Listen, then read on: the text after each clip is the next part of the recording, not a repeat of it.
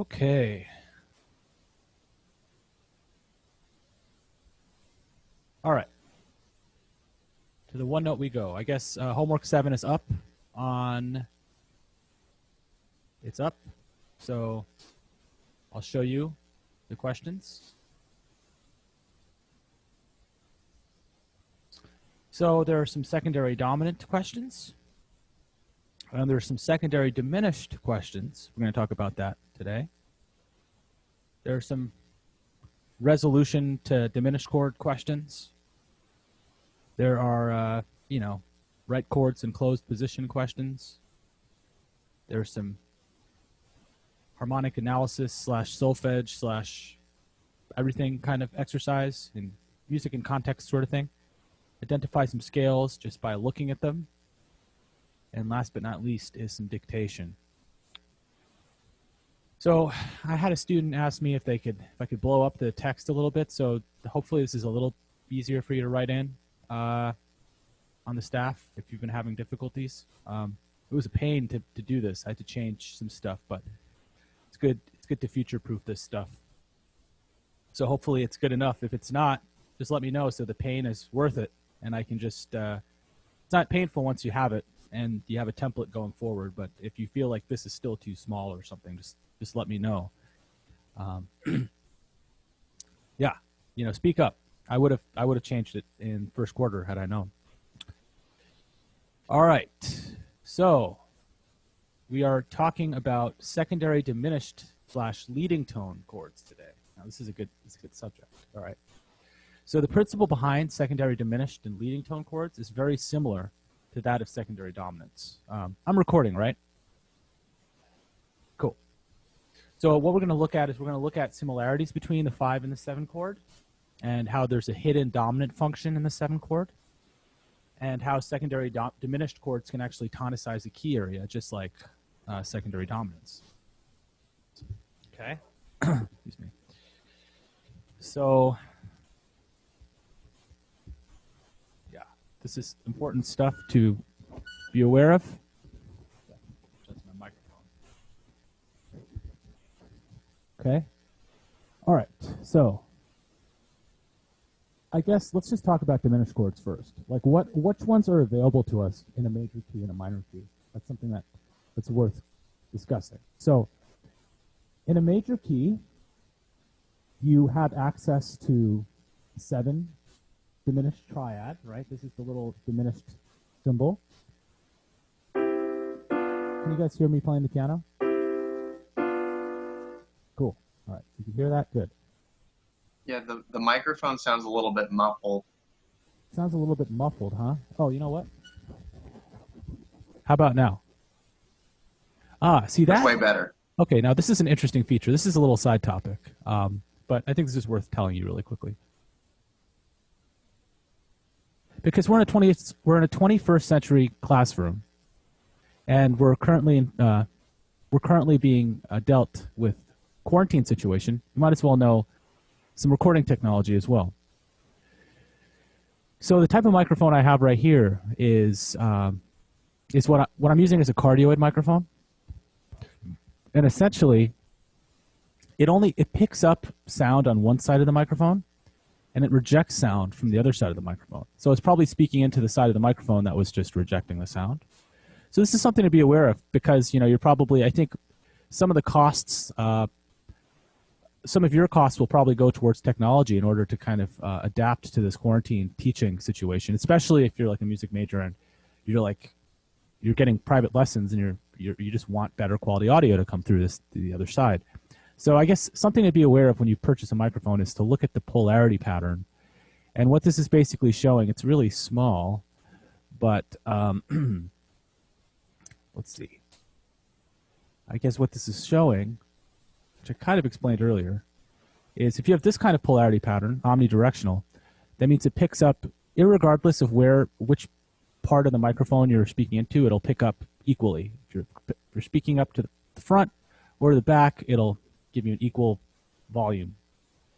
But in this type of microphone that I'm using, it'll reject sounds behind the microphone, which is actually kind of useful, because if you want to like listen to yourself and you put a speaker behind the microphone, it won't feed back and they're good for live situations. So anyway, little side note.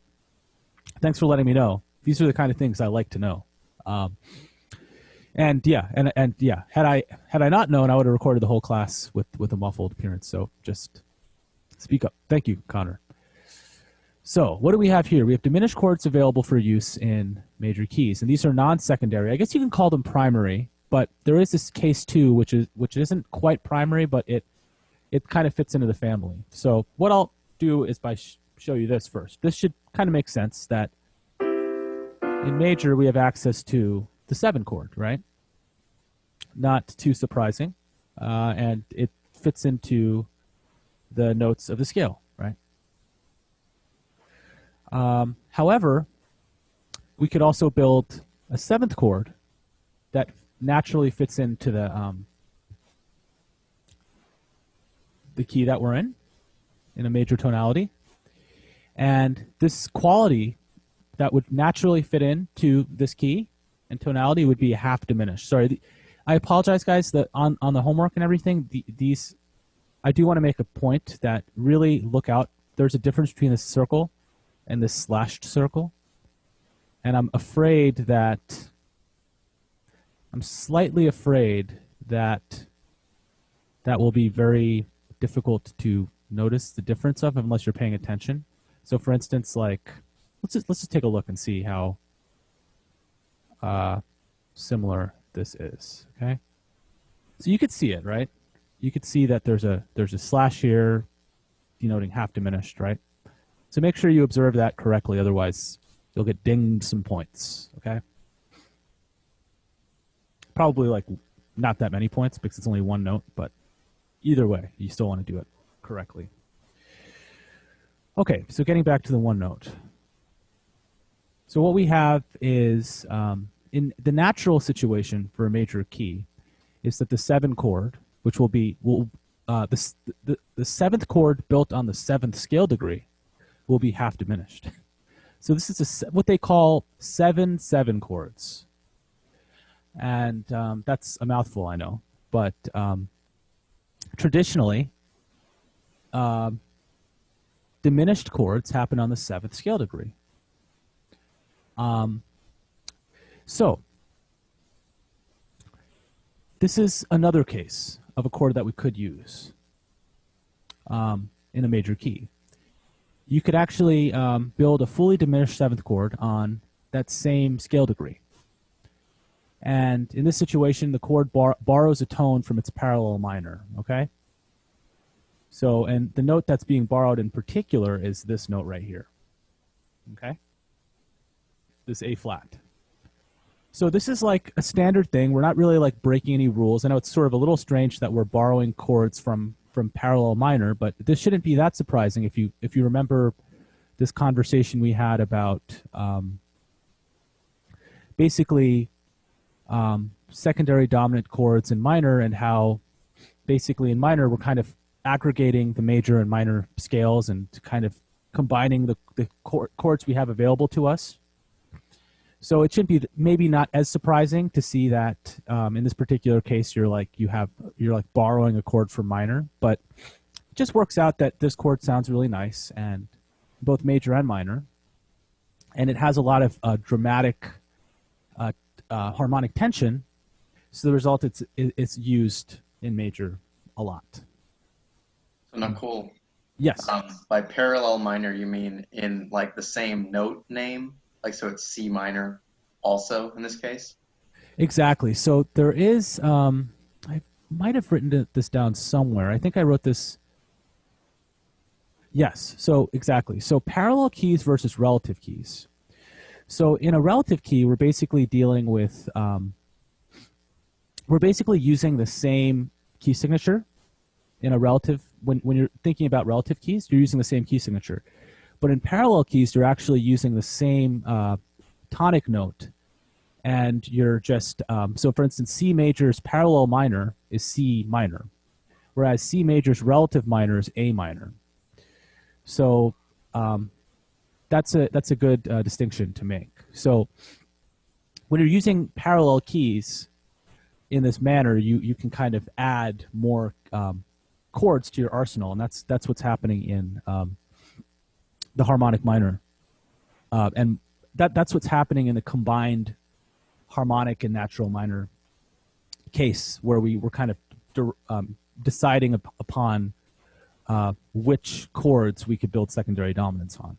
You know, combined triads of the natural and harmonic minor scales. In some ways, natural and harmonic minor are kind of parallel minors in this case to each other. Good question. So, yes, so what we have, and to kind of wrap that concept up, is yes, we're borrowing a chord from the parallel minor. And you can see, actually, if we're in C minor, I didn't actually draw the key signature, I explicitly wrote the flats, that we're actually, for one, the natural, the 7 chord, the diminished 7th chord, actually doesn't exist in natural minor. It exists in harmonic minor.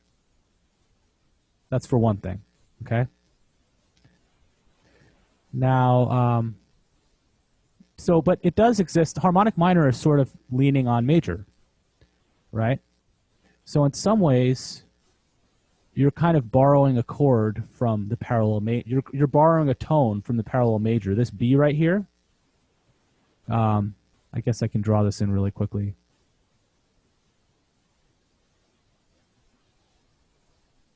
This B, you're kind of borrowing from the parallel major. Let me take a look at the chat really quickly.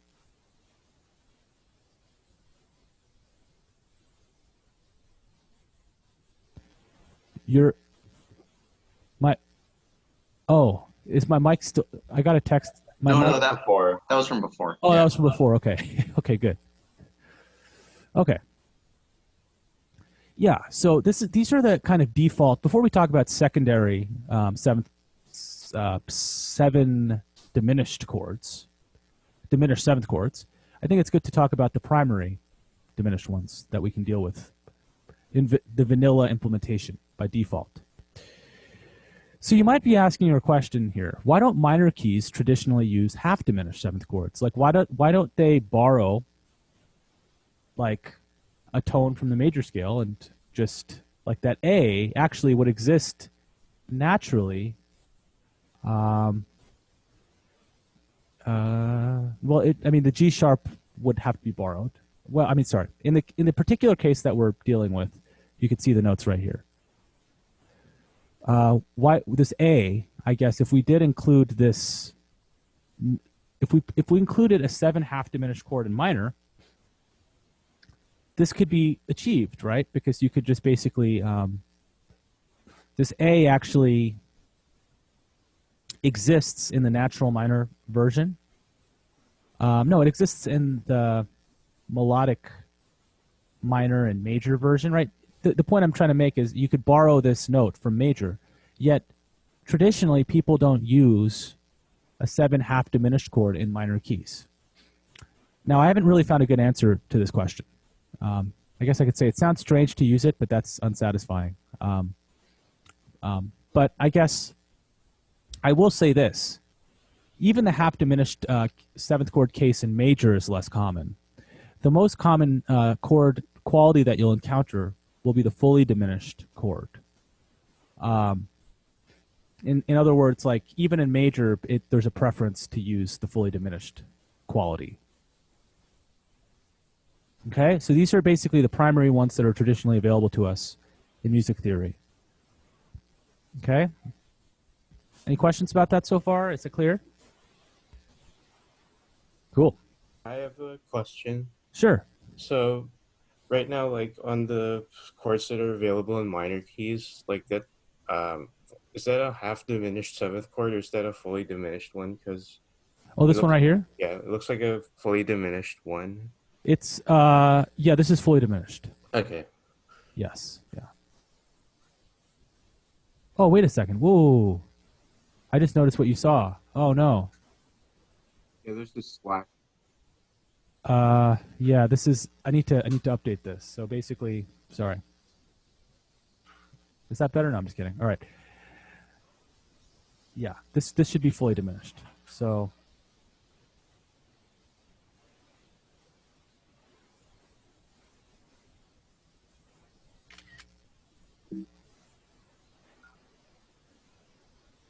have to make a real version of this too. Thanks for picking that out. Those are the kinds things I really appreciate, because if I ever want to elaborate this on the future, it would bother me that this would come through on a video of some sort. So please find all the mistakes you can. Yeah, and while you're fixing it up, you also want to put a 7 on there on top, right? Ah, yes. Thank you. Exactly. Yeah, I'll have to fix this I'll correctly update this later. Fantastic. Okay, so these are the chords that are available to us by default. Now I want to kind of show you something interesting. The relationship between the 5 and 7 chord.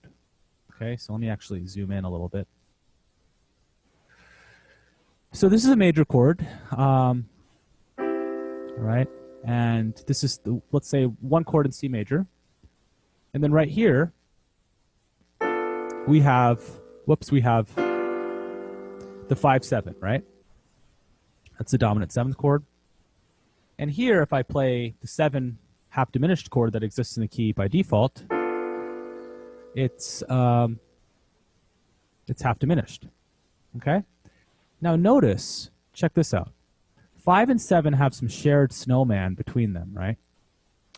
It's in brown, which makes them similar sounding. So from one standpoint, we're kind of talking a little bit about harmonic substitutions in this slide, from the standpoint that you can kind of, in some ways, what I'm trying to compellingly make the case for is that you can kind of substitute the dominant 7th chord for the half diminished chord. That's like a valid substitution because they share so many notes. Even if you don't describe a half diminished 7th chord as a dominant 7th chord, it's still going to somehow be felt that way, even if you don't want it to be, because they share so many notes. So here, actually, this is like the shared snowman, and here's actually the combined snowman between this chord and this chord. If you like took both snowmen and overlapped them, made up a new word. Here are the combined snowmen. So the 7 chord in blue is extended via the additional note from the 5 chord. So that's the note that's being extended. You're like, basically, this is the snowman up here, right? This lines up perfectly. And then you're just basically adding this difference note that comes from the 5 chord. And you can kind of clearly see how they're extensions of each other. You can kind of extend, in other words, the half diminished 7th chord just by adding a third below it, by extending the snowman. And that's interesting, right? So, in other words, you can kind of express a 7 chord as a 5 chord, as a 5-9 chord, right? Okay? So this is a really important thing to keep in mind. So in that sense, 7 chords, actually wrote this down over here, have a hidden dominant function.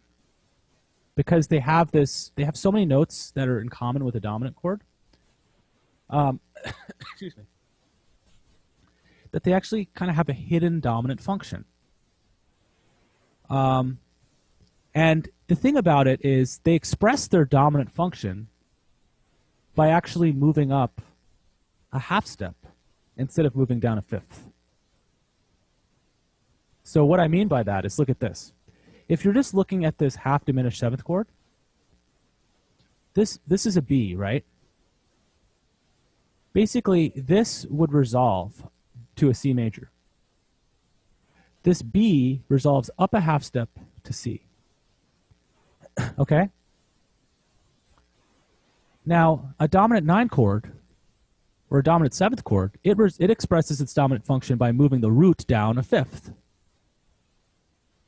In some ways, that's one and the same thing. It's just like we're looking at a different chord tone here. In this case, I'm just basically, if I look at the combined snowman, I'm basically in the diminished, secondary diminished scenario, I'm just basically moving this note up a half step to get to the tonic, right? And then in the dominant, in the traditional secondary dominant scenario, I'm moving this note down a fifth to get to the tonic. I can kind of explain this a little bit better by just drawing in a bunch of examples. So let me actually use one of my new favorite features, which I forgot that existed. So I can first hide all. That's a good one. Another one is hide empty stabs. Been using this for, it's been clutch. I used to make 2 separate assignments for every single thing that I made because I didn't realize you could do this, and you can do it on a case-by-case basis. So it's pretty sweet. You know, you can have 1 staff here. Yeah, I wish I knew this at the beginning of the year. Or at least I wish I didn't forget that, because I did know it at one time. Anyway, let's take a look at some examples here. So, okay, you can hear that. It's kind of soft, but, right? So the point I'm trying to make is this B, this is a 7 chord. Whoops, just a 7 chord. And then this is a 1 chord. And the point I'm trying to make is that this B, this leading tone, in general, by the way, the leading tone really, really wants to resolve to the tonic. Okay? Now, just to quickly explain what that means, I want to actually backtrack for a second. Because I didn't explain scale degrees beginning of the year thoroughly as I wanted to. But scale degrees can go by these names. So like the first scale degree could be known as the tonic, right? The 7th scale degree is known as the leading tone, okay? So this leading tone note really wants to resolve to the tonic. It just really has a strong gravitational pull. This is one of the first things that music theorists decided in this, before even the 1600s. In the Middle Ages, people decided that this was just a very strong attraction. That's one of the reasons we have harmonic minor also, is because the leading tone is basically 1/2 step below the tonic. Okay? There's actually one other case, I guess. If you have a flat 7, is subtonic, right? So that's different. But in 7, like if you basically, I mean, this is like the jazz scale degree notation, basically. In a major scale, if you flat the 7, you'll basically get the 7th scale degree that occurs in natural minor. In other words, if I'm actually looking at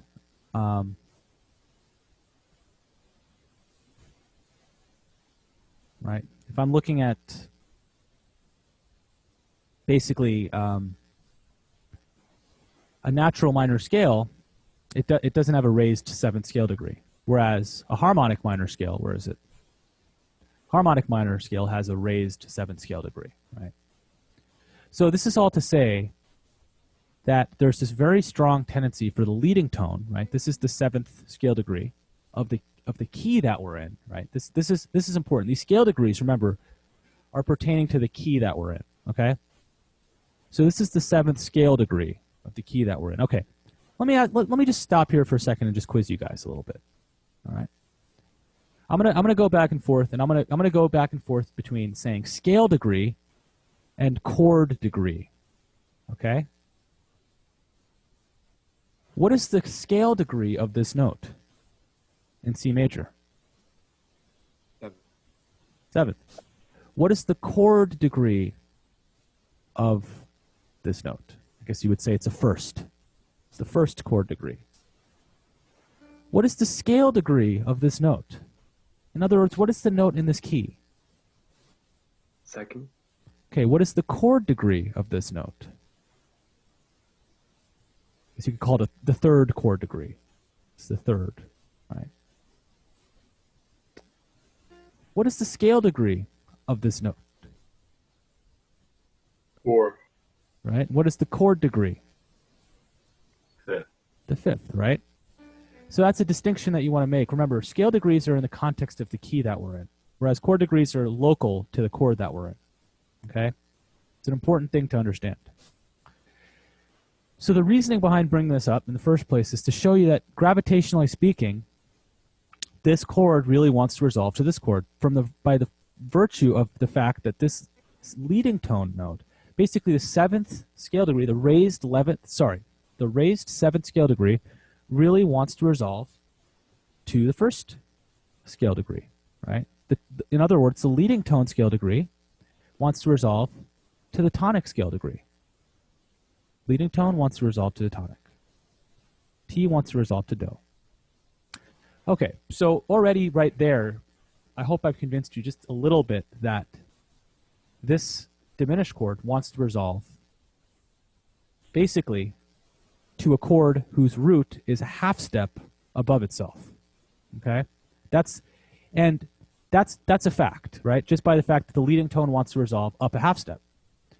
Now, what I was trying to show you in the other slide is just to expose that actually, even though this is moving up a half step, there's actually a hidden dominant motion as well. Ooh, not that one. There's a hidden dominant motion as well. Because what you're seeing here is that even though this note, so irregardless, even in this chord, even in the dominant seventh chord, this scale degree, okay, let me just ask you about this chord right here. What is the scale degree of this note?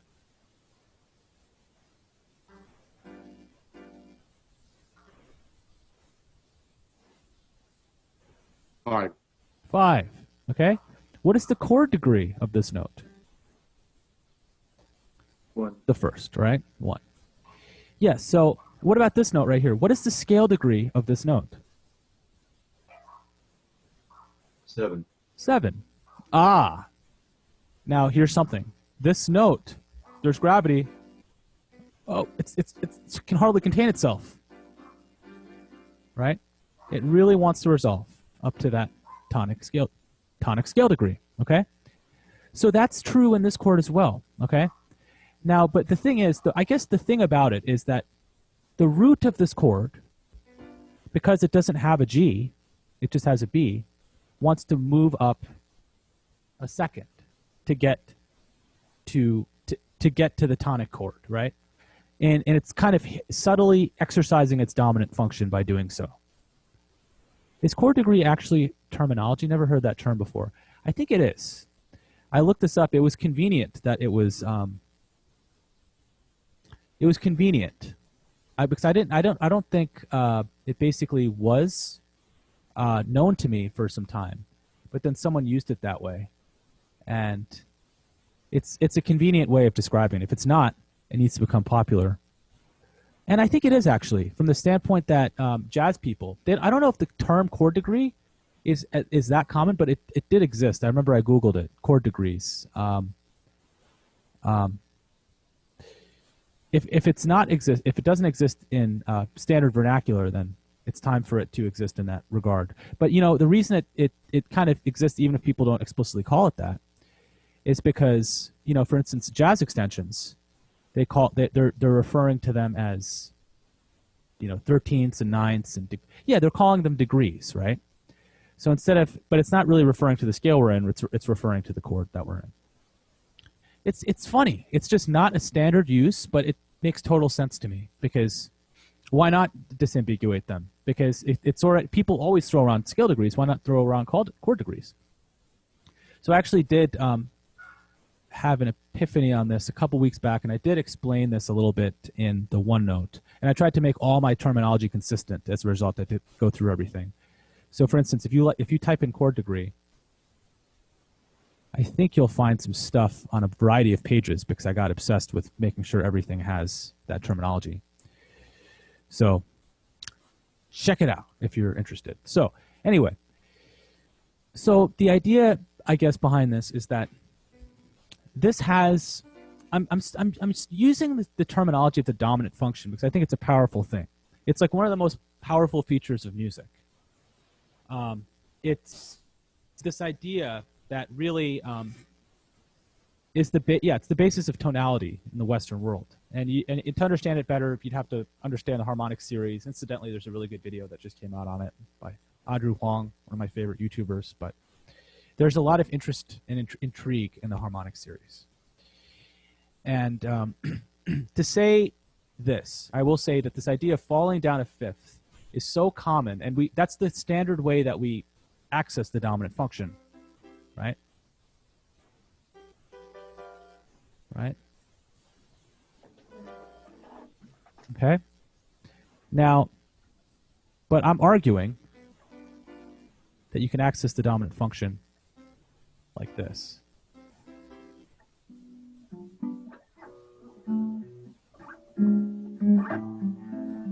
I hear someone playing guitar. Could it be?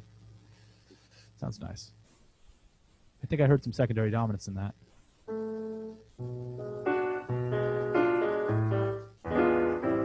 Anyway, what do we have? We have a dominant function right here. We have basically this 5 chord going to this 1 chord right here. Then we have a 7 chord going to a 1 chord.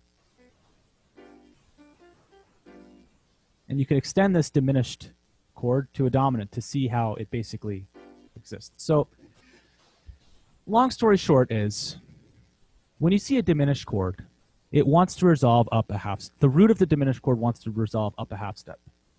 Okay? That's what happens in standard music. Okay? Now, that's when we get to secondary diminished chords, which we're just about to. This is a very important feature. Remember how in secondary dominant chords we kind of made a big deal about how the root of the of the chord of the secondary dominant chord needs to resolve down a fifth, right? I should make a similar chart for this for diminished chords, but it's basically what's happening. That's the next thing I need to make, but is that the root of the diminished chord moves up a half step. That's the basic principle of it, okay? Okay, so let's look at this chart. And actually, this is basically very conceptually similar, which you'll probably notice, to the chart that we made for secondary dominants, right? You can only tonicize the key areas that are represented by major or minor triads. So for instance, in a major key, you can't tonicize the 7 key area, right? Because there's not a major or minor triad at this particular point. That's something that you can look at on the secondary dominance page, right? I circled all the key areas you can tonicize in major keys. These are all basically the major and minor triads. You can't tonicize this key area, right? Because ultimately you're referencing this key and you're making it seem like it's the tonic for just a moment, but you need to have this key have some legs to stand on. And a chord that's major or minor in quality gives it those legs to stand on because it feels grounded in some sense of strong tonality. Diminished is neither here nor there. Augmented is neither here nor there because it doesn't have a perfect fifth. Diminished chords have a diminished fifth. Augmented chords have an augmented fifth, right? We need that perfect fifth. Okay? So this chart right here, what it shows you is every single one of these chords in this system resolves to a chord whose root is a half step above it. Okay? So for instance, you can actually work backwards, right? So if you have a D minor, construct a diminished chord whose root is a half step below it. Okay? So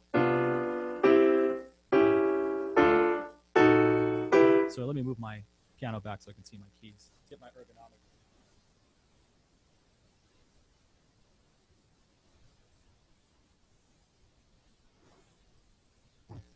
Yeah. So I'll play this one first. And then I'll play this one. And I'll play this one. And then I'll play this one. This one.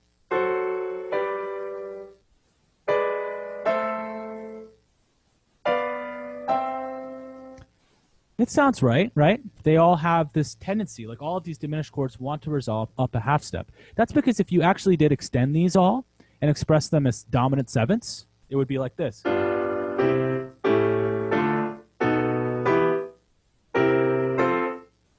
Actually, if we extended these with seventh chords, they would look exactly like this. No, not like that.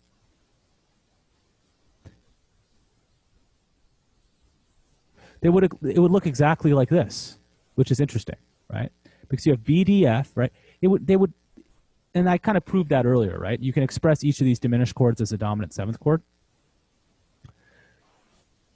So The idea is there's a very strong dominant motion. This is exercising its dominant function, but because the root is not the same as for 5-chord, it just the mechanism to get back to the chord that it's trying to resolve to is just slightly different, and that is you just have to resolve a half step above itself. So that's why the accidentals are the way that they are. It's because you're just going a half step down, so it'd be sharp. Yes, and that's a great question, Tate, because I actually want to make an explanation on that. So it's really important that you spell the chord alphabetically correct. So for instance, if you have a C diminished 7, the resolution is D flat major, not C sharp major, right? Because you want to make sure that the root above this chord is a different alphabetic step, okay? So I think that's kind of what you were alluding to, right, Tate? Was that? Okay, yeah, exactly. That's a great point. Like, ultimately, like when you're looking at these chords, and actually this will bite you on the homework if you don't pay attention to that fact. So everyone, pay attention. Like, Tuna. It's really important that you understand that because, like, for the homework, for instance, how are we doing on time? For the homework, for instance, you're going to have situations where you're going to have to all over the place. You're just going to have to spell it correctly. You're going to have to make sure that you have the correct spelling. And I guess I'll go a little out of order here by explaining something a little ahead of time. So spelling wasn't designed to torture people. This is something that I want you to understand. I used to think that people were trying to torture us by making us spell. It didn't help that I was like forced to be in the spelling bee. But, you know, spelling was designed to torture, wasn't designed to torture people, but it's intended to make it easier to interpret the patterns of language. Now, in English, this might not be so apparent because English has all sorts of weird exceptions. But even so, once you learn those exceptions, it becomes easier to traverse English, and you don't stub your toe every second being like, oh, what is that word? Is that the same word? Is that a homonym of that? Is that right? It actually makes it easier to interpret as a result if you can study. There was a time in English where there wasn't a unified spelling law, and people could spell however they wanted. And people got irritated. They were like, I'm tired of reading this because I don't know what they're referring to. So similarly in music, you might think it's kind of tedious to like be like, oh, well, I'm going to make sure this is a half step below this, right? But when you're actually interpreting the music, it actually makes your life easier because you're going to you get what you expect.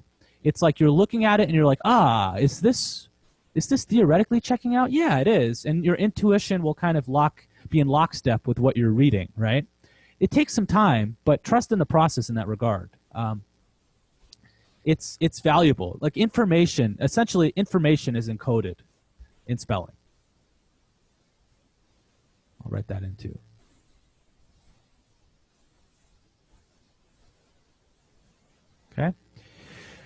Okay. So hopefully you're getting this. There is something else. There is some more stuff I have to say about this, but you can kind of see how the dominant function is exercised. I should also say that I didn't fully explain this slide, but you can kind of see the same kind of extension, how the 5-7 and 7-7 are related even if you have a fully diminished or a half diminished, right? It's just instead of being a 5-7, instead of being a 5-9, when you're extending in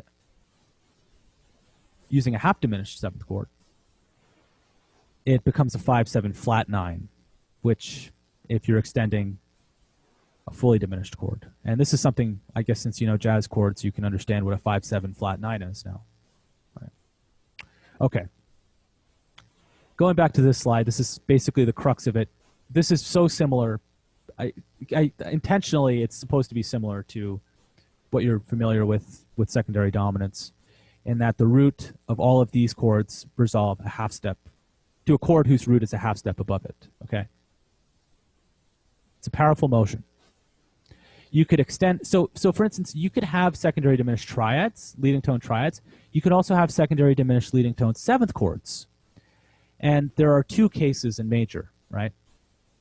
If we refer back to the original situation, we can kind of use fully diminished and half diminished, right?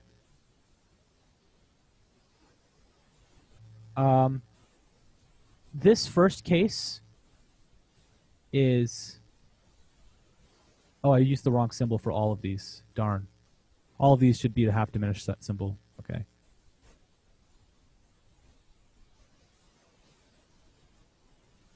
I will say that this first case is not as common because you're really expecting fully diminished chords. And I think actually I might be incorrect in even projecting that these are common on some of these chords, because I think if it's a minor key area that you're tonicizing, I think you would use a fully diminished anyway. I think to play it safe, like for major key areas, you can I guess based on what we talked about over here, for a major key area, you can approach it using a half diminished or fully diminished seventh chord.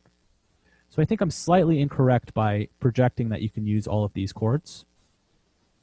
But it's not theoretically impossible. Like just because like it's not that standard doesn't mean you can't do it. So it's like if you see this question, it's still like valid. There's still a procedure to figure out the problem. I guess what I'd say. You know, I thought about it. That doesn't sound bad. That's a half diminished seventh chord going to a minor.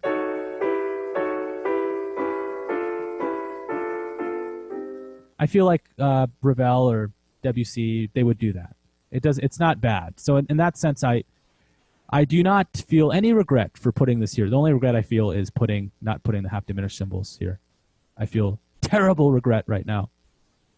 All right, let's see. Let me look in this chat really quick. In natural minor, can you use the 7 degree in place of the minor quality 5 degree? In natural minor, what degree? Okay, are you talking about scale degrees or chord degrees? Scale degrees. In natural minor, can you use the 7 degree in place of the minor quality 5 degree? What do you mean by the minor quality 5? Like not a perfect fifth, but because the 5 degree scale degree is consistent in major and minor, right? Well, I see what you're saying. Oh, can you build a minor chord on the 5th scale degree instead of a major chord? And can you use, if I understand your question. I think what he's referring to is how in major chords you're like you're saying that the 7th chord has like a dominant attribute to it kind of thing.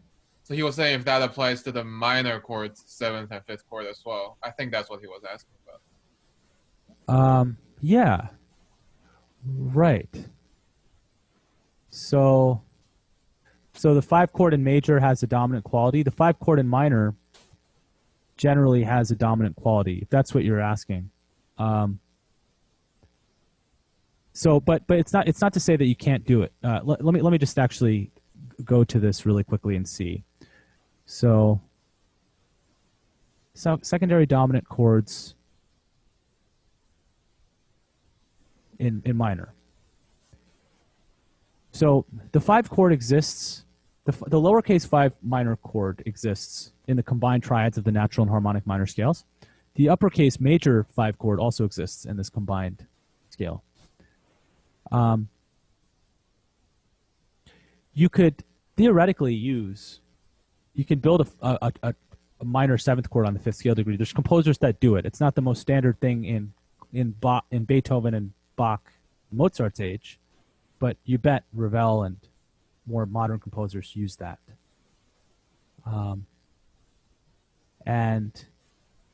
But can you use the 7th degree in place of the? Oh, I think I got it. I think I got what you're saying. Okay. Can you use like that diminished 7th chord in lieu of the minor 5 chord? Okay. I have to think about that. I haven't thought about those two terms together ever before. So let's see.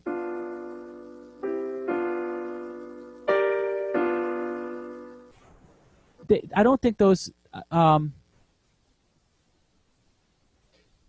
Yeah, I mean, it's not that you could or you couldn't. It's like it's more that you would. How can I put this? I guess the answer is my first response is I think you would rather, like, the more common thing to use if you were to use one or the other. It's not that you would use one instead of the other, but the one that you'd probably use is the 7 diminished chord instead of the 5 minor chord. That makes sense. They're not really substitutes of each other, though. They're just different chords because they actually have different notes inside them. So, for instance, if you have this is the 1 chord in minor. This is the 7 chord. And this is the minor 5 chord. So this is the 1 chord. This is the 7 chord. And this is the 5. Oh, skipped it. This is the 5 minor chord. So in this particular case, there's actually differences between these two. Like there's a different note that exists between the two. So, yeah, they're not really they're not really compared in that regard. You can't really compare them because it's apples and oranges. But yeah, but they are, in some ways, you can kind of think about them as possible substitutions. Like you can think about a minor 5 chord as a substitution of a major 5 chord. You can think of a 7 chord as like a substitution of a major 5 chord. But I probably wouldn't think of a minor 7 chord as a substitution for a minor 5 chord, personally, because there's not as many shared notes. Okay. So, yes, so the wrong symbols here, but I guess the idea is you could actually have. Last night when I was playing this, these half diminished going to minor triads didn't sound as good, but today when I'm playing them, they sound just fine. So and I guarantee you composers use them. So from that standpoint, this is a theoretically valid thing to do in major, to basically tonicize key areas using 7 half diminished 7th chords. I want to rein this in a little bit. I just want to kind of tell you big picture once again.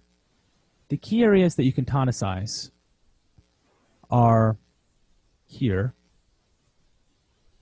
And basically, you can only tonicize major and minor key areas that are suggested by major and minor triads. So the procedure for figuring this out is very similar to secondary dominance. You want to kind of figure out the denominator chord first, right? Because those chords actually exist in the key. Those chords are actually already there. So for instance, right here, if I were to want to build a secondary diminished chord on this chord, could I do it? Yes or no? Yeah. Yes, right? Because this is major or minor. Can I build a secondary? So what would that secondary diminished chord be? It would be, well, if we have D minor. Oops, sorry. No, not that. We have this, right? I would have to basically construct a chord whose root is a half step below this. And I'd have to alphabetically keep the spelling correct. So for instance, it would be some sort of C. I guess you could just do this. It's going to look something like this, right? It will, spelling-wise, look like this. Now you just have to adjust the accidentals so it's correct, right? So instead of D, now it'll be C sharp, right? I mean, instead of C, it'll be C sharp, right? So if this is, let's say if this is the 2 chord, oops. So if this right here happens to be the,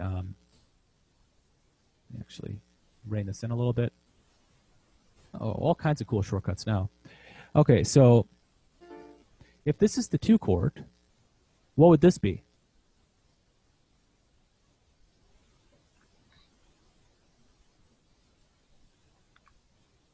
The numerator, well, the denominator would be 2. The numerator would be 7. Exactly. 7 of 2. That's basically what it is. So, you know, if you were to ask, it would actually occur in the inverse order. So what you would normally see in music is you'd see the 7 of 2 followed by the 2. So if for instance, on the homework, this is what you're going to find all the time. You're going to find situations where it's like, okay, just like secondary dominant, like figure out this, first of all, make sure you get the keys right. That's huge. Otherwise, you're really in bad shape. Secondly, figure out the subsequent chord before you find the preceding chord, because the subsequent chord is basically the denominator chord of the secondary diminished chord, right? So if you figure out this chord first, you're in good shape for this chord. That's how I did it when I was doing this homework. Doesn't sharpening the C in the root not make it a sharp diminished 7? A sharp diminished 7. Doesn't sharpening the C in the root not make it a sharp diminished 7?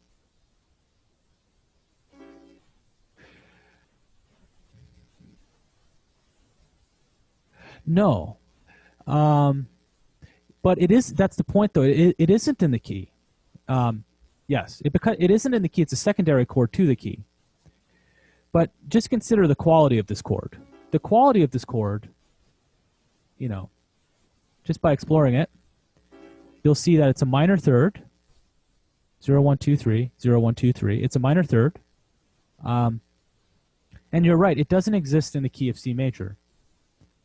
But it's not a sharp, it is truly a diminished chord, it just doesn't exist in the key. But it does exist by proxy of this other key area that we're accessing, right? Which is in the denominator. Does that answer your question? Sort of. What can I do to help clarify this more? Maybe I can do more of them, or keep the questions coming. It's a little bit. Oh, okay. Oh, okay. You get it now. Great. The root has to be a half lower. Exactly. The root has to be a half lower. Exactly. So that's how it expresses its dominant function. It actually moves. The root is a half step lower. So if I were to go back in time to a couple hours ago, well, I guess for next time, I think I want to make a chart like this. You know, on the secondary dominant chart, it actually shows you how the root is like a fifth above, right? I'll make something like this for diminished chords, and it'll just basically show you the arrow going up a half step, right? Instead of going down a fifth. That's basically the dominant motion, hidden dominant motion that's being expressed, right?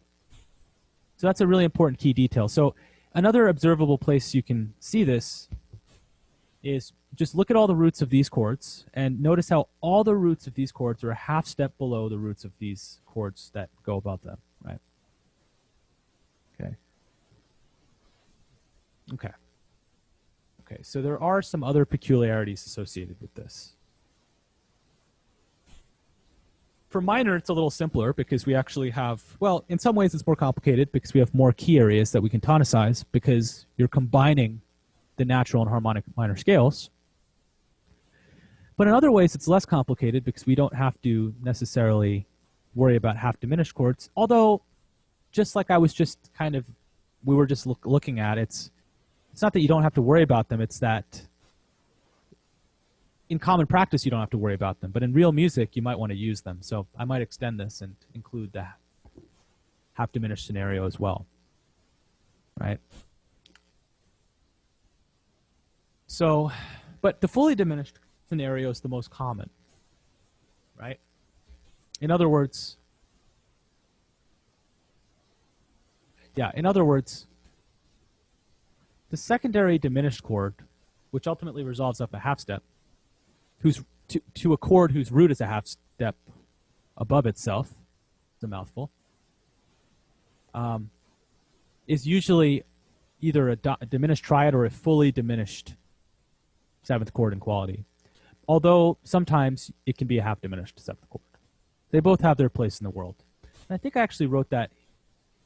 Oh, yeah. I think I actually wrote this half step thing a bunch of times throughout. Because I realized I didn't include. I was like wondering how to best explain this, and it just occurred to me today that I'm like, oh, I should have just used the same picture and done that. But I actually wrote this above, I think, for all of these pages, this exact thing. All the chords in the system want to exercise their dominant function by resolving to a major or minor chord whose root is a half step above its own root. Okay, it's here as well. Okay, now we're going to get to the really fun stuff and really annoying stuff now. And you might think it's annoying, but it's also fun. You know what, before I get, well, let's just do a couple more examples before we get to the really fun stuff. But I need to explain, I want to explain this today because it's going to be on your homework and you're going to be very confused if I don't explain this. So I guess let's just do another example. Let's say we're still in the key of C major, okay? So what's another chord that exists in the key? Let's go to the 3 chord, okay?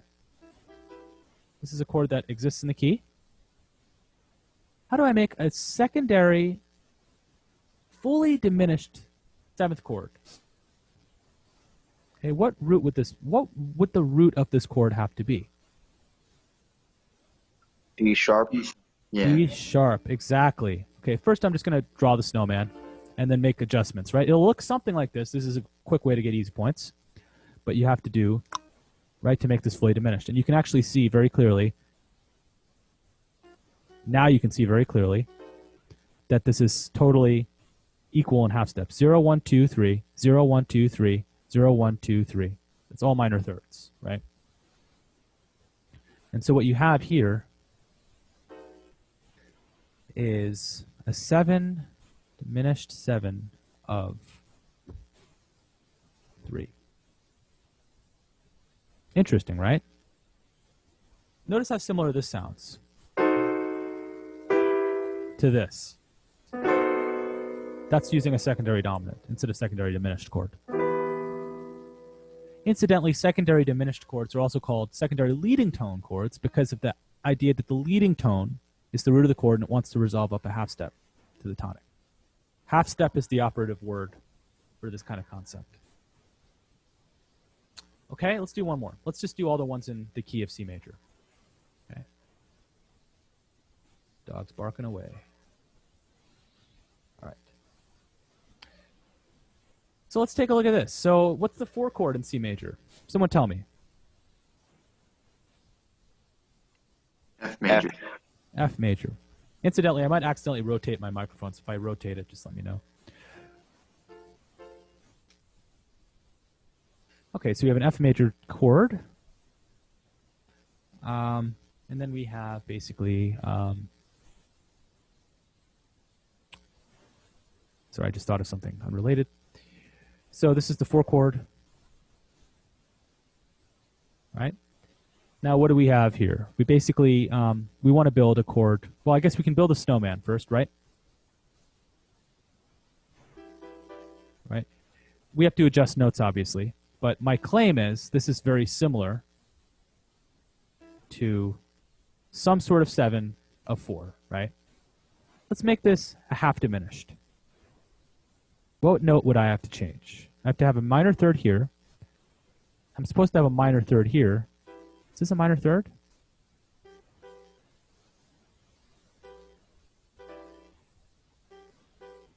It's not a minor third. That is the question of the day. You need a B flat. You need a B flat, exactly. Yeah, great. Okay. And this is supposed to be a major third, and it is a major third. So we're good. So what we have here is a 7, half diminished 7 of 4. Right? Let's do one more before I make your brain hurt even more by explaining diminished chords and enharmonicism.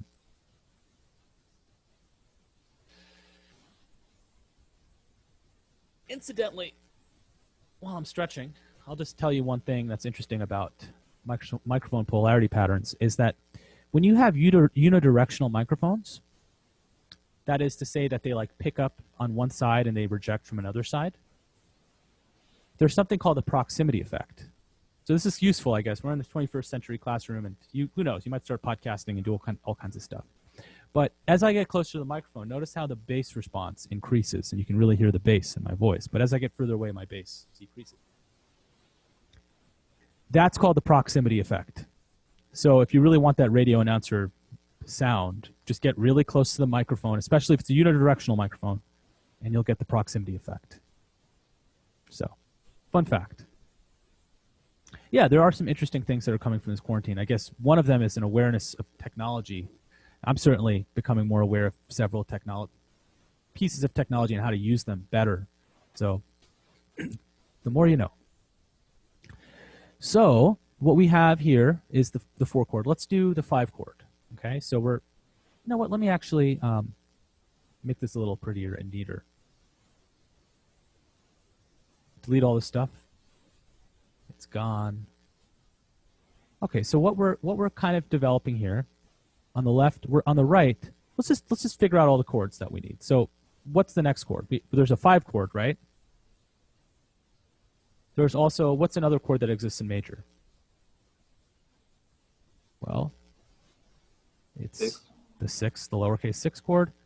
And the 7 chord is actually diminished, so we can't do anything with it, right? So actually this table is done. And what we have here is basically a new page, which I'm going to save. Put it here for now. Secondary diminished chords in C major. Okay, that's what we're working on right now.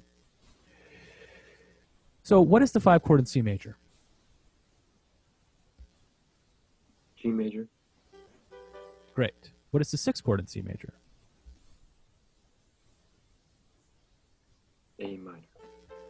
Absolutely. Okay, so in order to construct these secondary diminished chords, what do we have? Well, I guess we can just quickly build a snowman. Whoa, that was nice, but that was not what I wanted. Then here, what I can do is do the same thing. Okay. So let's make this, just arbitrarily, let's make this half diminished. So what do I need to do?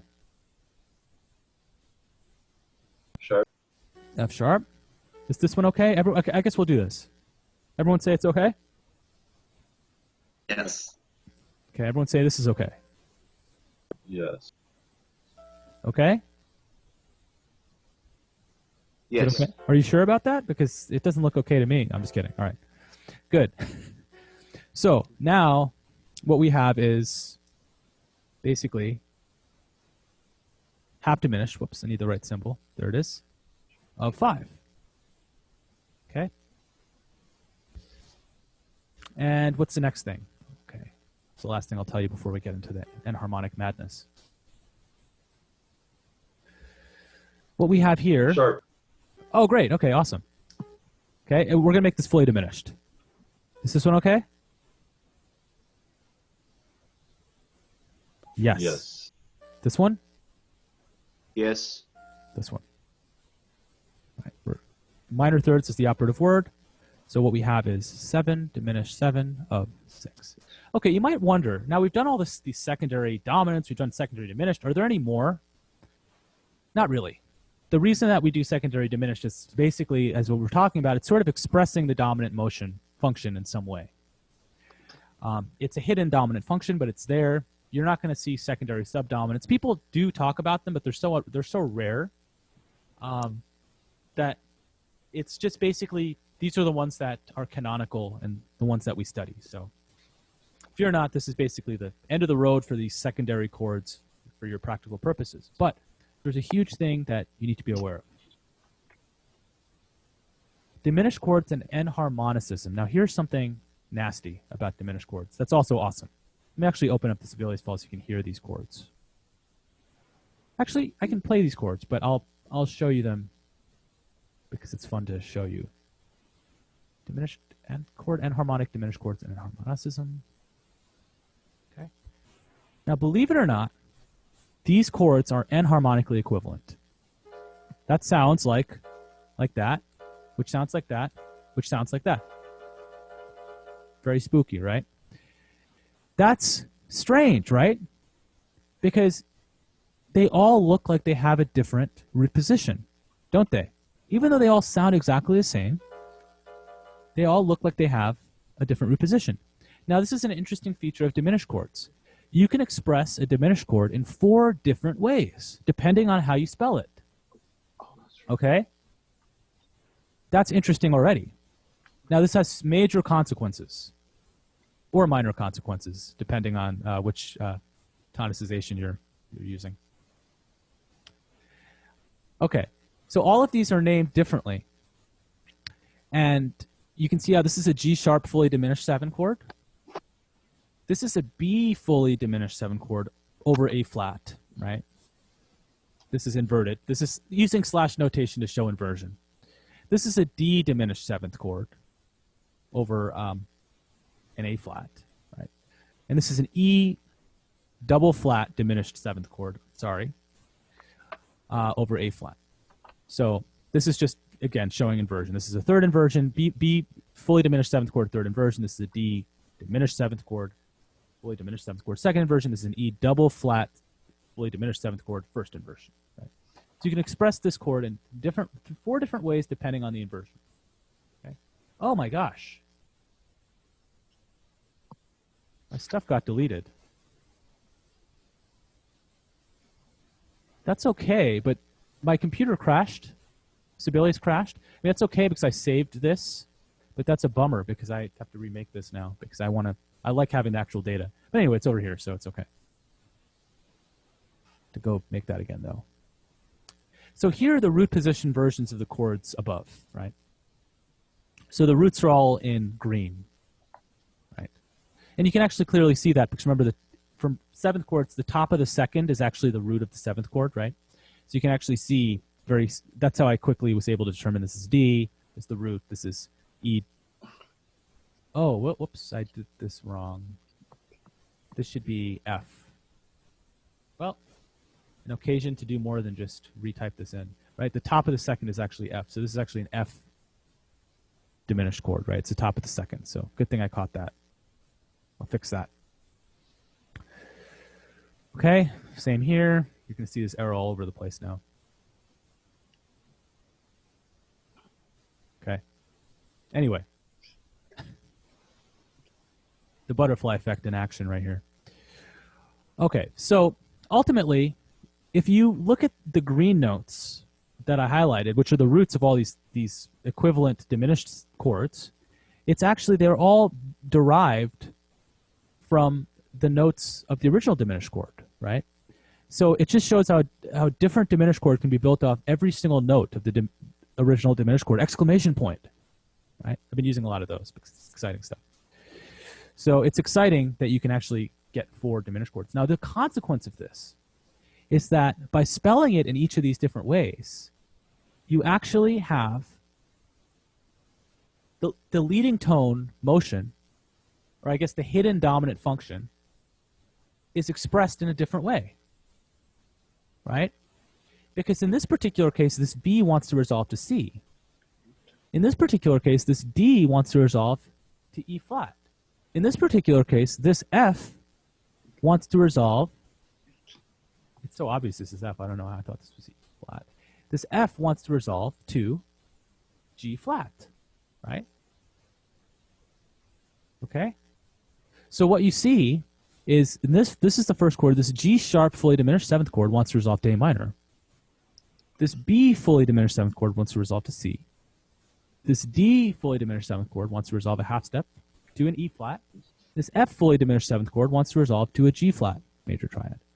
So that's interesting. Beethoven, I actually wrote some stuff over here. This is where my spelling spiel was put in. But composers like Beethoven loved the enharmonic equivalency of diminished chords because they were allowed to transport themselves to 4 different key areas from a single chord. So you can do something like this.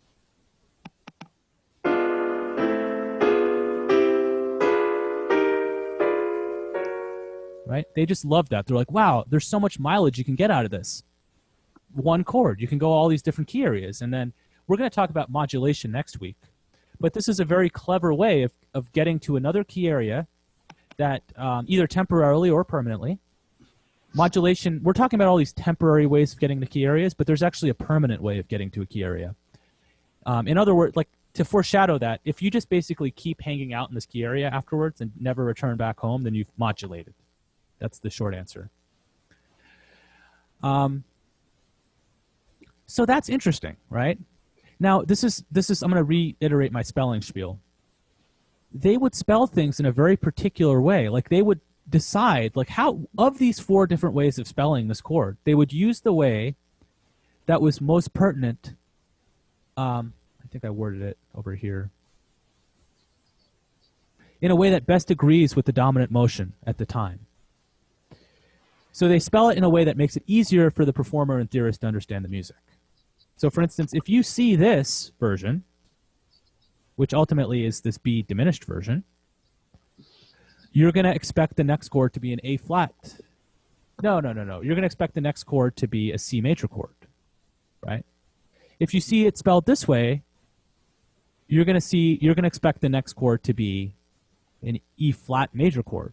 If you see it spelled this way, you're going to expect the next chord to be a G flat major chord or a minor chord.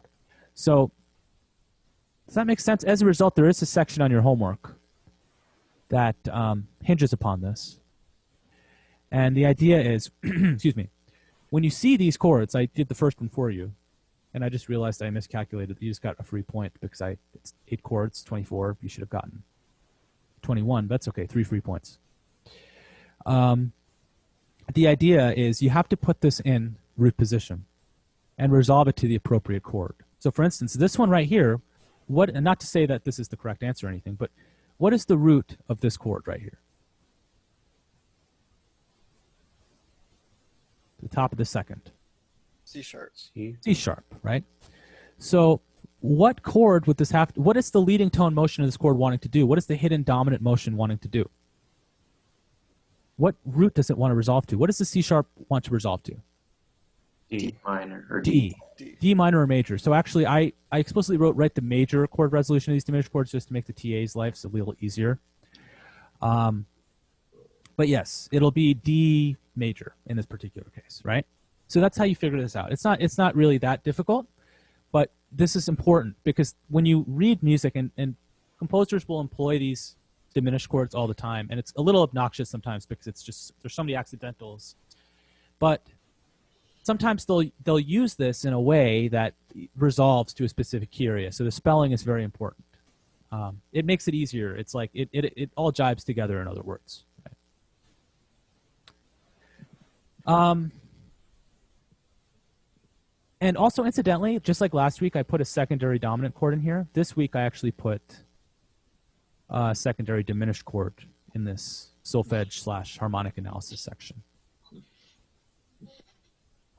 And again, let me know if this font size is adequate, like for the scale writing, like for all these staff sizes, because I do want to, because I'm teaching this again next year, I'll adjust it so that it's good. You know, I want it to be easier to write in this stuff. I personally hate my own handwriting, so I love technology. But for those who are actually writing this, I can see how that'd be frustrating if it wasn't easy to write the notes in. So let me know, and we'll find a good. Maybe I'll take a survey. I'll be like, hey, how was the note size for you? And then every week, people update, and there's pick the best statistic or something.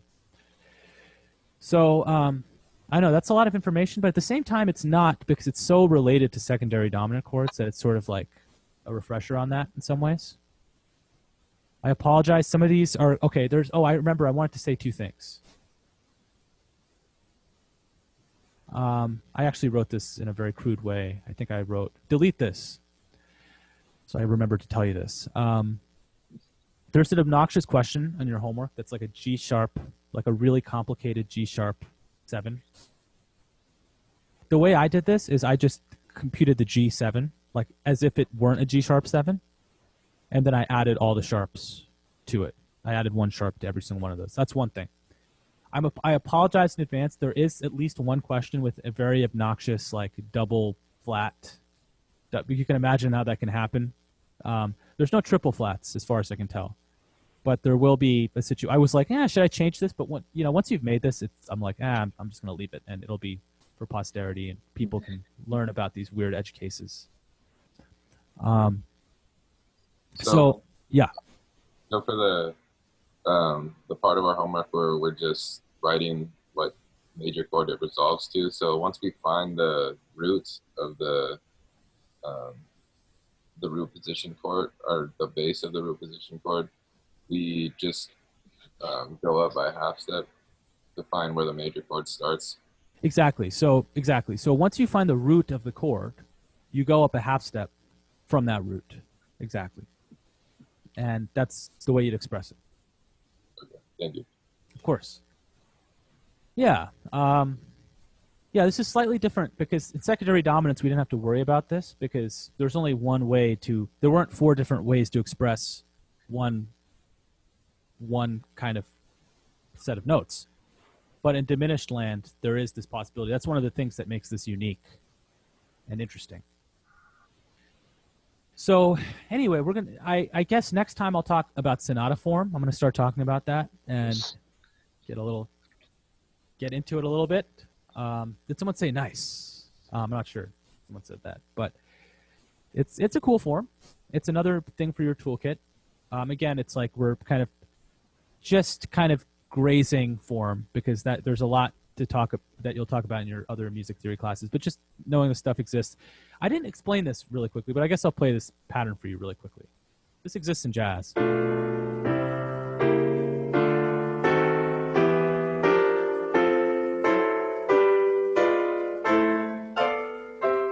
It's nice, right? Those are all secondary diminished chords.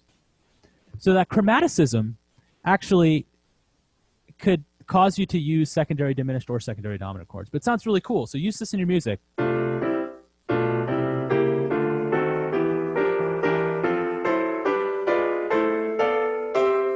Sounds cool, right?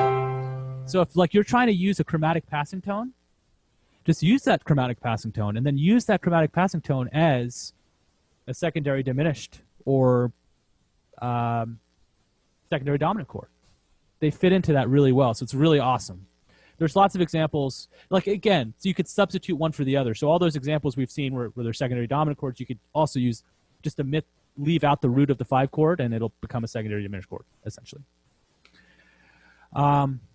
Okay, I think I've said what I need to say. Good luck. I'll hang around here if you want to talk, and let me just stop. I'll pause the recording really quickly.